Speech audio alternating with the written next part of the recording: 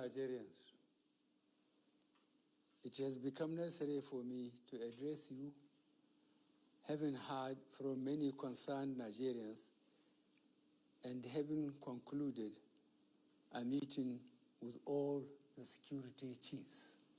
I must warn those who have hijacked and misdirected the initial, genuine and well-intended protests of some of our youth in parts of the country against the excesses of some members of the now disbanded Special Anti-Robbery Squad, SARS.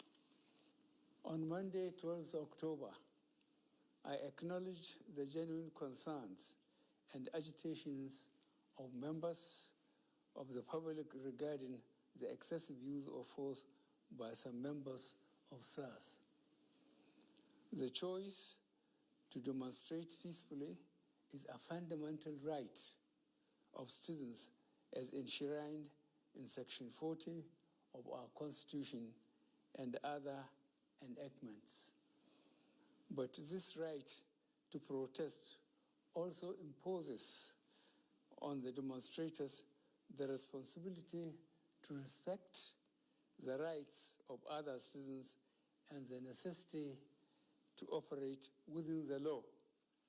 As a democratic government, we listened to and carefully evaluated the 5-point demands of the protesters. And having accepted them, we immediately scrapped SARS and put measures in place to address the other demands of our youth. On approving the termination of SARS, I already made it clear that it was in line with our commitment to the implementation of extensive police reforms.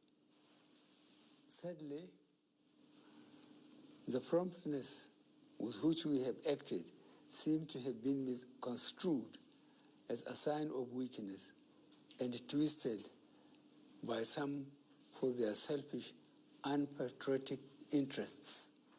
The result of this is clear to all observers. Human lives have been lost, acts of sexual violence have been reported, 2 major correctional facilities were attacked and convicts freed, public and private properties completely destroyed or vandalized, the sanctity of the palace of a peacemaker, the Oba of Lagos, has been violated. So-called protesters have invaded an international airport and in the process disrupted the travel plans of fellow Nigerians and our visitors. All this executed in the name of the ENDSARS protests. I am indeed deeply pained that innocent lives have been lost. These tragedies are uncalled for and unnecessary. Certainly, there is no way whatsoever to connect these bad acts to legitimate expression of grievance of the youth of our country. The spreading of deliberate falsehood and misinformation through the social media in particular, that this government is oblivious to the pains and plight of the citizens is a ploy to mislead the unwary within and outside Nigeria into unfair judgment and disruptive behavior. On the contrary, both our deeds and words have shown how committed this administration has been to the well-being and welfare of citizens, even with the steadily dwindling revenues and the added responsibilities and restrictions due to the coronavirus pandemic. Government has put in place measures and initiatives principally targeted at youth, women, and the most vulnerable groups in our society. These included our broad plan to lift 100 million Nigerians out of poverty in the next 10 years. The creation of 75 billion Naira National Youth Investment Fund to provide opportunities for the youth and the micro, small, and medium enterprises survival fund, through which government is A, paying 3 months' salaries of the staff of the 100,000 micro, small, and medium enterprises. B, paying for the registration of 250,000 businesses at the Corporate Affairs Commission. C, giving a grant of 30,000 Naira to 100,000 artisans. And D, guaranteeing market for the products of traders. These are in addition to many other initiatives, such as A, farmer money, B, trader money, C, market money, D, N-Power, E, N-Tech, and F, N-Agro. No Nigerian government in the past has methodically and seriously approached poverty alleviation like we have done.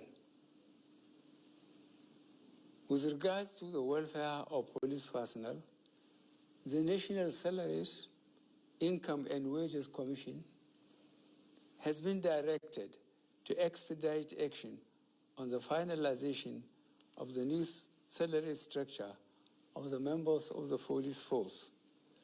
The emoluments of other paramilitary services are also being reviewed upwards.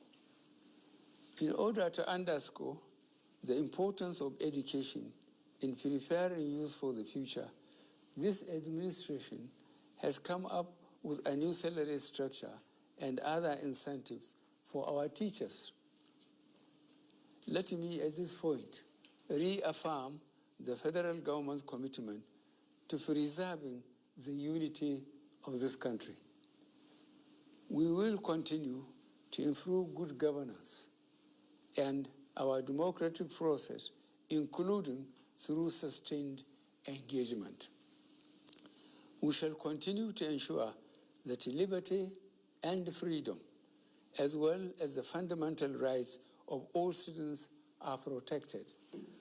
But remember that government also has the obligation to protect lives and properties, as well as the right of citizens to go about their daily businesses freely and protected from acts of violence.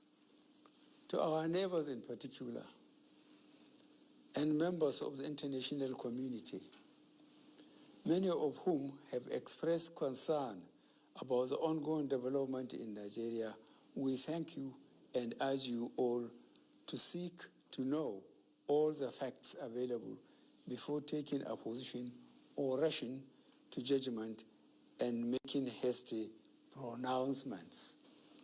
In the circumstances, I would like to appeal to protesters to note and take advantage of the various well-thought-out initiatives of this administration designed to make their lives better and more meaningful, and resist the temptation of being used by some subversive elements to cause chaos with the aim of truncating our nascent democracy. For you to do otherwise will amount to undermining national security and the law and order situation. Under no circumstances will this be tolerated.